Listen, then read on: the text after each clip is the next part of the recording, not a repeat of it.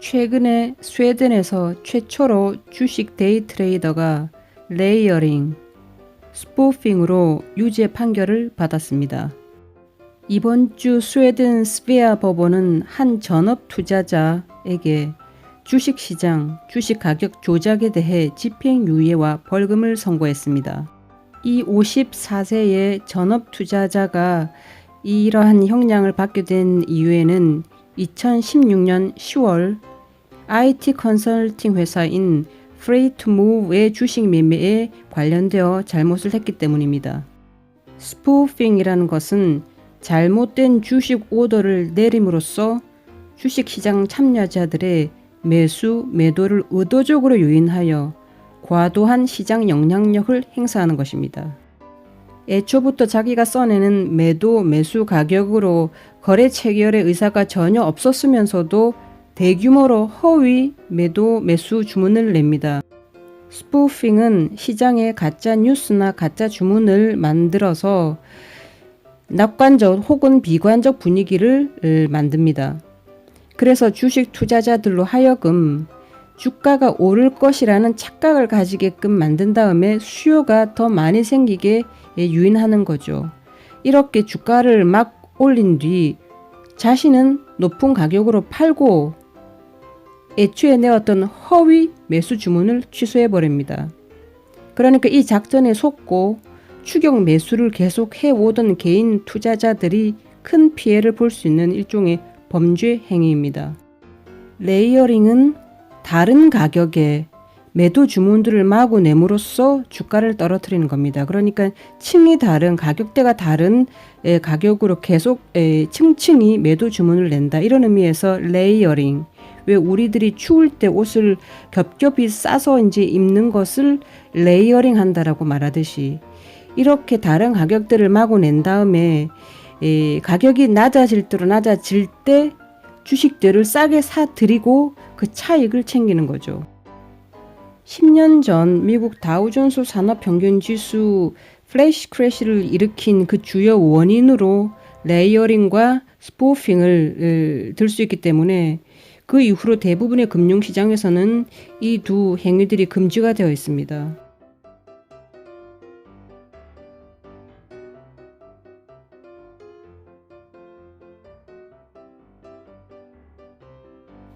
플래시 크래시는 2010년 5월 6일 오후 2시 32분에 시작되었습니다. 갑작스러운 주가 폭락은 약 36분간 지속이 되었으며 그 당시 미국 1조 달러 이상의 주식시장의 폭락을 만들었습니다. 이 그림에서 보이듯이 오후 2시 30분쯤 어이없이 아주 날카로운 송곳 모양의 아주 짧은 순간에 주가가 급격하게 폭락하는 모습을 볼 수 있습니다.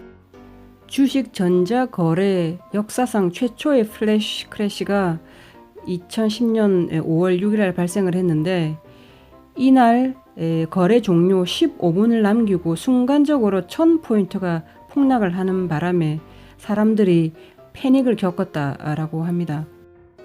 이 사건 이후 규제기관과 미국 의회가 조사를 시작했지만 그 원인을 찾을 수 없었다고 합니다. 당시 여러 가설들이 나왔는데요. 그 중에 팻핑거 이론, 헤지펀드 투자, 그리고 주식시장 구조의 변화, 전자거래 시스템 기술 결함 등등이 언급되었습니다.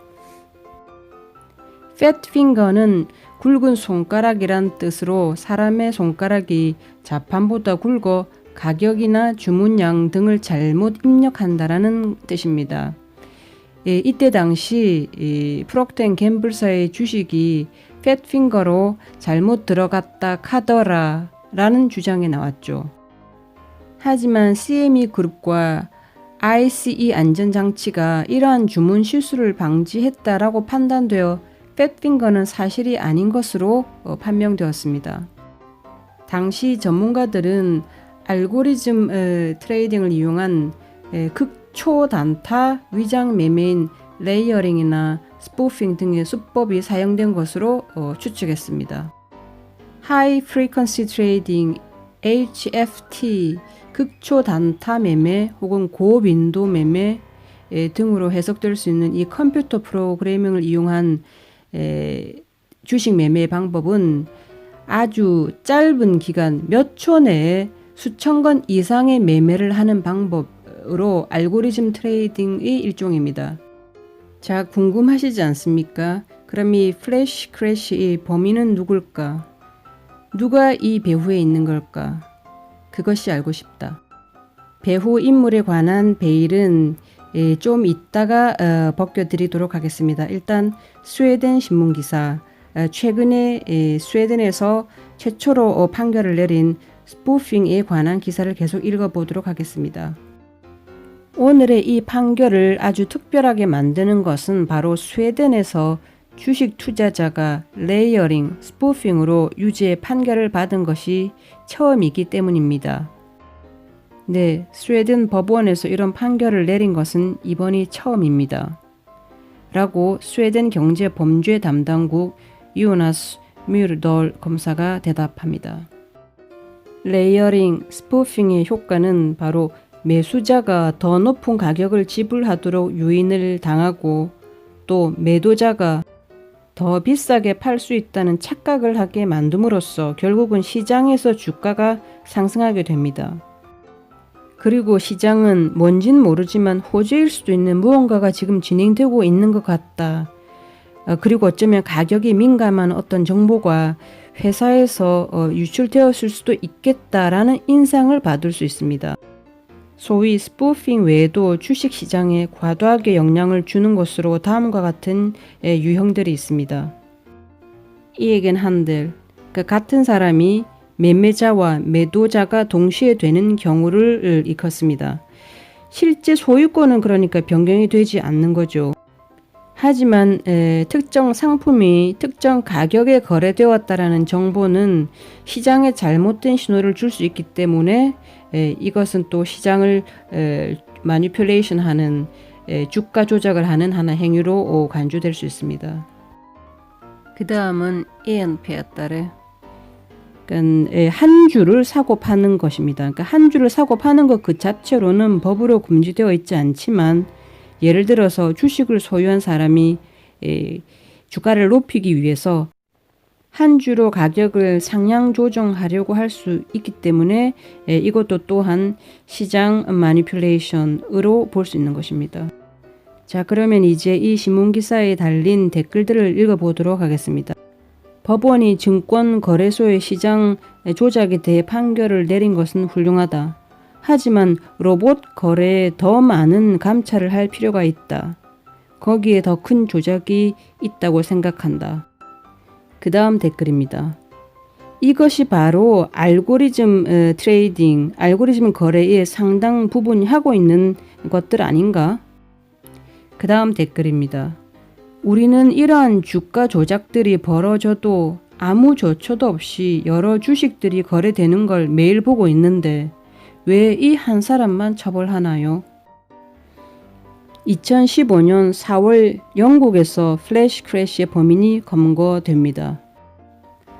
런던 서부 하운슬로에 위치한 자신의 침실에서 주식 전업 투자자 나빈더 싱 사라오는 그의 가짜 거래로 약 1조 달러에 달하는 주식 시장을 급작스럽게 붕괴시키며 시장을 36분간 혼란에 빠뜨렸다.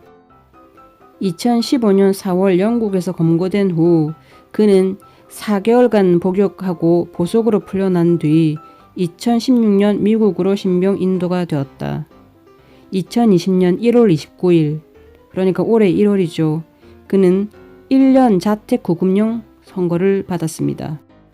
사라오가 영국에서 체포 직후에 자신의 범죄 혐의를 인정했다고 하고 또 4월 영국에서 검거된 후 교도소에서 수감되긴 했었지만 올 1월에 1년 선고가 너무 적은 솜방망이 선고가 아닌가라는 그런 여론들도 있는데요.